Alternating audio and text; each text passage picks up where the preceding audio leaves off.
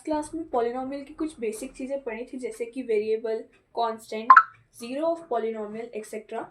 हमने इन सब चीज़ों पे गौर किया था और आज हम देखेंगे कि ज़ीरोज़ ऑफ पॉलिनोमियल को कैसे आइडेंटिफाई करना होता है। अगर वो दिए होते हैं तो हमें चेक कैसे करने होते हैं।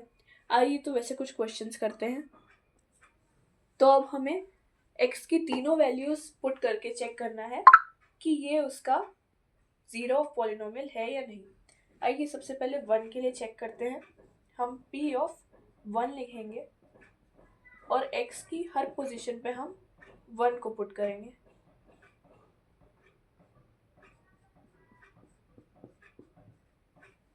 इसे सॉल्व करेंगे। 6 इंटू 1 का square is 6 plus 11 into 1 11 minus 6। हम 1 और प्लस 1 एंड प्लस 11 को 12 लिखेंगे and minus 6 is minus 12 which is equal to 0। मतलब 1 तो इसका ज़ीरो ऑफ पॉलिनोमियल है, क्योंकि 1 को हम x की जगह रख रहे हैं तो आंसर एंड में 0 आ रहा है, तो 1 तो वेरीफाई हो गया। अब हम 2 को देखते हैं।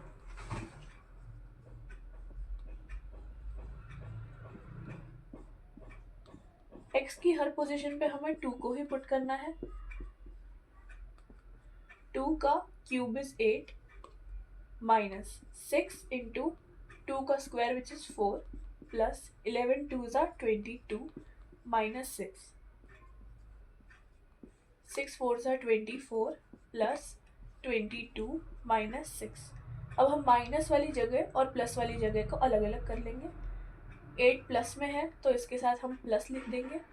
माइनस 24 माइनस 6, 8 प्लस 22 होता है 30, माइनस 24 एंड माइनस 6 भी 30 होता है, जो कि 0 आता है। मतलब 2 भी ज़ीरो ऑफ पॉलिनोमियल है। अब हम 3 को चेक करेंगे।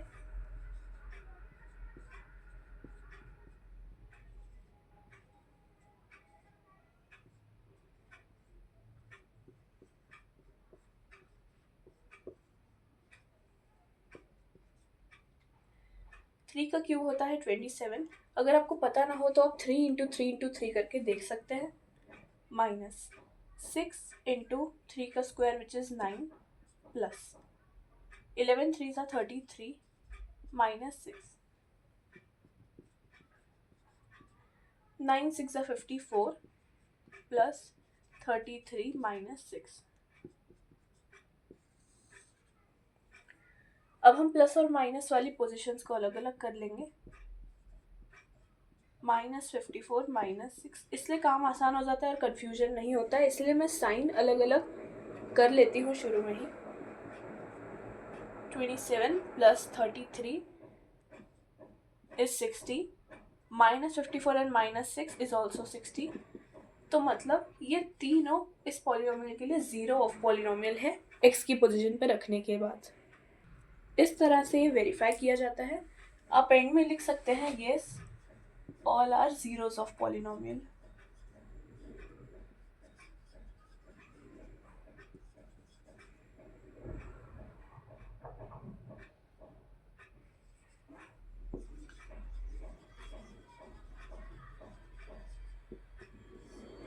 इस तरह से हम चेक करते हैं। ऐसे क्वेश्चंस एग्जाम में काफ़ी बार देखे जाते हैं जहाँ हमें चेक करना होता है कि पर्टिकुलर गिवन नंबर उसका ज़ीरो ऑफ पॉलिनोमियल है या नहीं, तो हमें बस x की प्लेस वैल्यू या फिर जो भी वेरिएबल है उसकी प्लेस वैल्यू पे पुट करना होता है। अब हम देखते हैं फैक्टर थ्योरम क्या कहती है। फैक्टर थ्योरम ये कहती है कि अगर एक गिवन वैल्यू अगर गिवन पॉलिनोमियल का एक फैक्टर है तो उसका रिमाइंडर 0 आना चाहिए। देखते हैं कैसे होता है। तो जैसे कि हमें फॉर एग्जांपल पॉलिनोमियल दिया है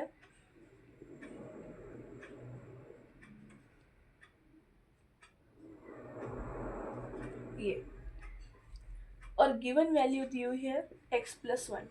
अब हमें ये प्रूव करना है कि x प्लस 1 अगर इसका फैक्टर है तो उसका रिमाइंडर 0 ही होना चाहिए। देखिए इसे कैसे करते हैं। सबसे पहले अब अगर क्योंकि इसका रिमाइंडर 0 है ऐसा हमें दिया हुआ है, तो हम x प्लस 1 को 0 के इक्वल रखेंगे और x की वैल्यू निकाल लेंगे। इस तरह से 1 प्लस में है उधर जाके माइनस में हो जाएगा, तो यहाँ हमने x की वैल्यू निकाल ली है -1। -1 को हम यहाँ पुट करेंगे x की हर पोजीशन पे हम -1 को रखेंगे।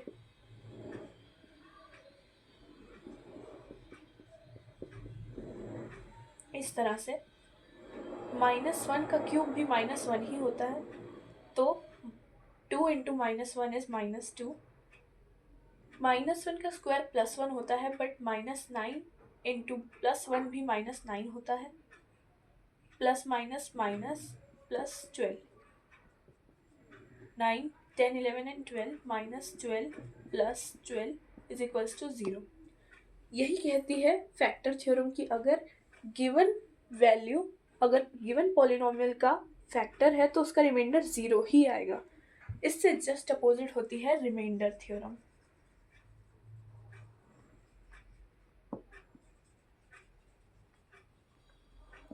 रिमाइंडर थ्योरम कहती है कि अगर एक गिवन वैल्यू और एक गिवन पॉलिनोमियल के रिमाइंडर में 0 आता है तो वो गिवन वैल्यू उस गिवन पॉलिनोमियल का फैक्टर है।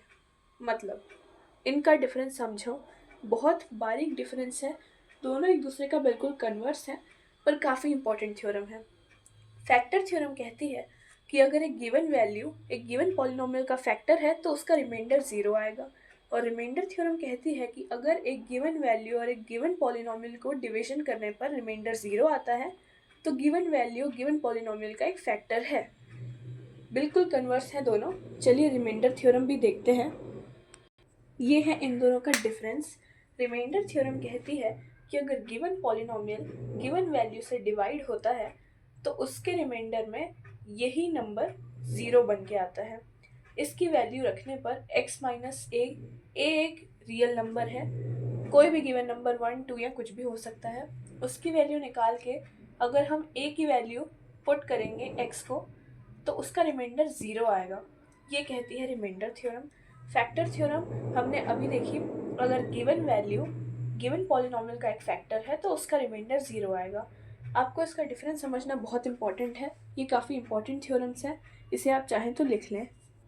अब हमने दोनों थ्योरम्स पढ़ ली हैं। सारा बेसिक और थ्योरम्स कवर करने के बाद अब हम देखेंगे कि फैक्टराइजेशन कैसे होता है। हमें इस साल केवल 2 ही तरह के फैक्टराइजेशन देखने हैं, पहला क्वाड्रेटिक में और दूसरा क्यूबिक में। इनका डिफरेंस आपको पता है। क्वाड्रेटिक मतलब जिस पॉलिनोमियल की हाईएस्ट डिग्री यानी कि हाईएस्ट पावर 2 हो, और क्यूबिक मतलब जिसकी डिग्री 3 हो यानी कि हाईएस्ट पावर 3 हो। क्वाड्रेटिक के लिए हमारे पास मेथड है मिडिल टर्म स्प्लिटिंग,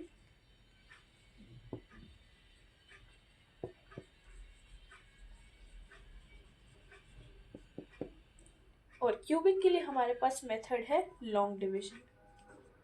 हम दोनों को एक एक करके समझेंगे। आप चाहें तो ये भी लिख सकते हैं। अब हम एक एक करके दोनों को अगले वीडियो में समझने वाले हैं। इसी के साथ मेरे साथ बने रहिए, सपोर्ट कीजिए, वीडियो को लाइक कीजिए, शेयर कीजिए, चैनल को सब्सक्राइब कीजिए। Thank you.